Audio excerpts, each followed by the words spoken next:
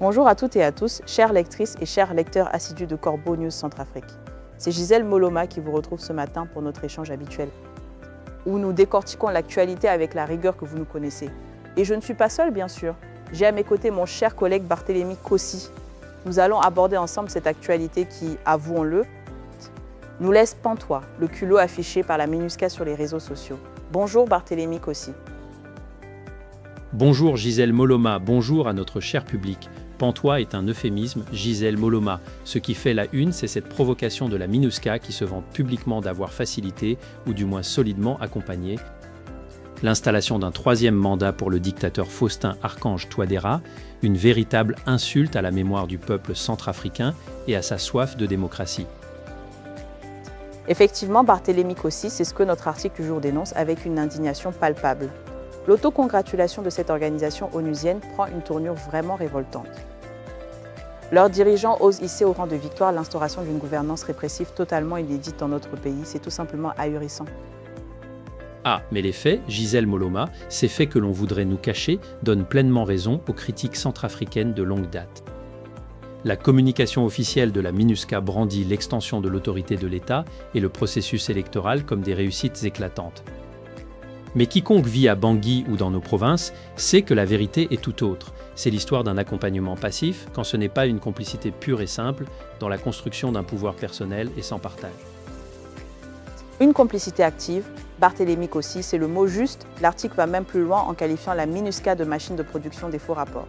Le rôle initial, celui de ramener l'ordre constitutionnel, de protéger nos populations, de favoriser un dialogue inclusif, tout cela a disparu. Place à une gestion purement bureaucratique où pour beaucoup, le seul but des hauts fonctionnaires est de rédiger des documents élogieux pour New York. Le but ? Garder leur poste et leur budget colossaux, bien sûr. Et l'attitude de cette mission lors des derniers scrutins, Gisèle Moloma, elle restera gravée dans nos mémoires comme une tâche indélébile. Pendant que l'opposition et la société civile exigeaient des réformes cruciales, et même si des experts internes à la MINUSCA reconnaissaient les lacunes criantes de l'autorité nationale des élections, la direction a campé sur ses positions. Cette obstination à valider un processus faussé n'avait qu'un objectif, caresser le régime dans le sens du poil pour éviter les manifestations devant leurs bureaux et assurer le petit confort de leur personnel. C'est une triste réalité, Barthélémy Kossi.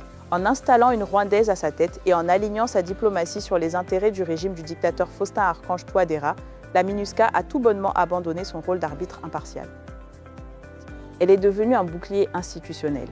Ces rapports d'une complaisance affligeante tentent de dissimuler la grande fragilité de nos institutions locales. On nous prend pour des imbéciles. C'est là que le bas blesse le plus sévèrement, Gisèle Moloma, l'acceptation de la rupture constitutionnelle. Notre pays voit s'ancrer une gouvernance obsédée par la quête d'un troisième mandat pour l'empereur, un fait inédit dans l'histoire politique récente de la nation, et ce virage s'opère sous le regard soi-disant bienveillant d'une force internationale qui n'hésite pas à utiliser l'argent des Nations Unies pour légitimer cette trajectoire honteuse. Bienveillant, mais c'est une imposture. Barthélémy Kossi, sur le plan sécuritaire et social, le bilan est tout simplement désastreux. La présence des mercenaires russes et leurs méthodes violentes créent un climat de terreur permanente. Pendant ce temps, les figures politiques dissidentes sont jetées en prison sans motif et l'appareil judiciaire est totalement sous la botte de l'exécutif de l'empereur Faustin. Et les infrastructures de base, les routes sont impraticables.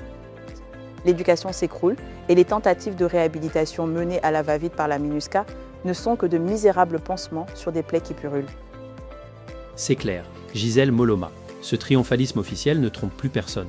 En voulant célébrer ses actions, la MINUSCA dévoile son vrai visage, celui d'un appareil dévoué à la survie d'un régime répressif, un régime qui est aux antipodes des aspirations de paix et de liberté du peuple centrafricain. Une trahison pure et simple. Un constat affligeant, Barthélémy Kossi. Un grand merci à Eric Azumi pour cet article qui nous pousse à la réflexion et à la vigilance. Tout à fait, Gisèle Moloma, et pour toutes vos réactions, vos informations, ou pour nous contacter, n'oubliez pas notre numéro de téléphone et WhatsApp, le +236 70 16 44 65.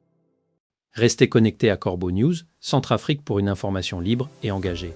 Au revoir à toutes et à tous.